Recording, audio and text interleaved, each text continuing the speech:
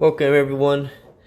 This is project number 1, your color matrix. You should have a PDF file there in Blackboard, and you can print this out, or if you like, you can make these squares by hand using an architectural scale. To make every square should be 1 1/4 inches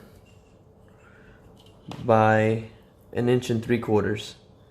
So that's 1 inch 1/4 and 1 inch 3/4. That would make this particular rectangle. Okay. Now the object of this exercise is to get dexterity with your markers, whether you'll be using Chartpak or Copic or Prismacolor, right? Or whatever brand you're using. This is the first step, and I want you to do this in 1 sheet of paper. Right, you can do it on 11 by 17. You can do it on 2 sheets that are 8.5 by 11. If it doesn't fit, right? We all have 8.5 by 11. If you have your marker paper, that would be the one I would want you to use, so you can get accustomed to your particular marker paper. So, but I would want you to do a trial run first. Meaning, do a trial run where you have these squares drawn out, right? And then you kind of just go over the squares by hand, right? Just number 1, dexterity of the hand, then dexterity of the marker. And before you do the final project, just do the top row, right? What I mean the top row is the top row has different instructions.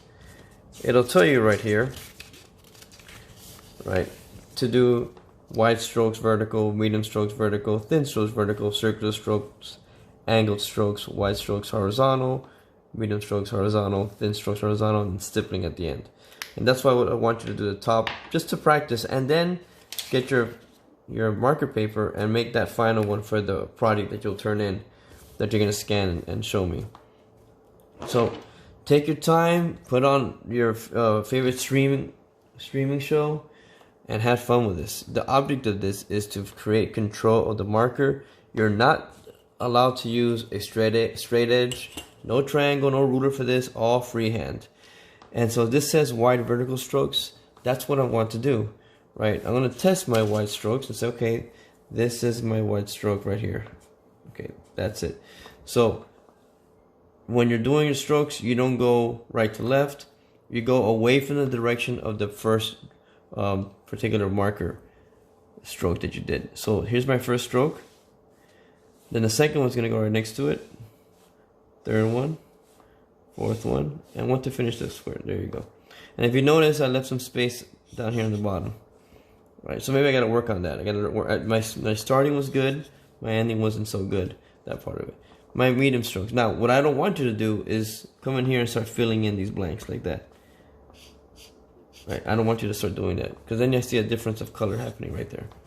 Then medium strokes. Now I know that was a thick stroke. The medium stroke was going to be like, I'll say that thick. So that's medium. So it's going to take a lot more lines to do the medium.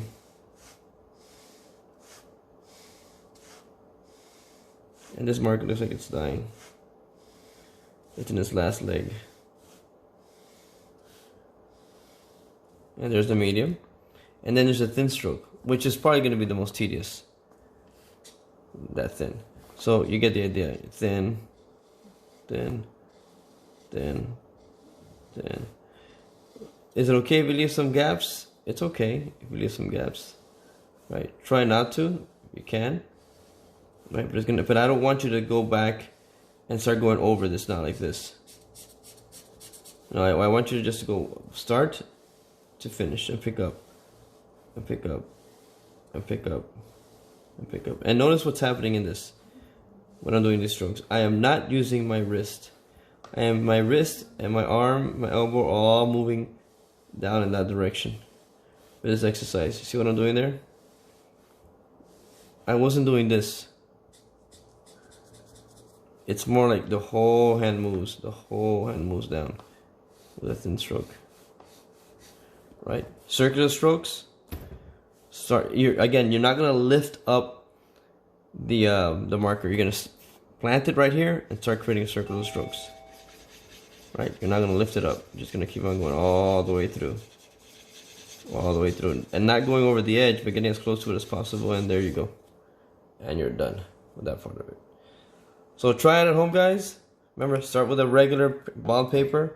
It can be 8.5 by 11. And then you move on to your marker paper. Good luck.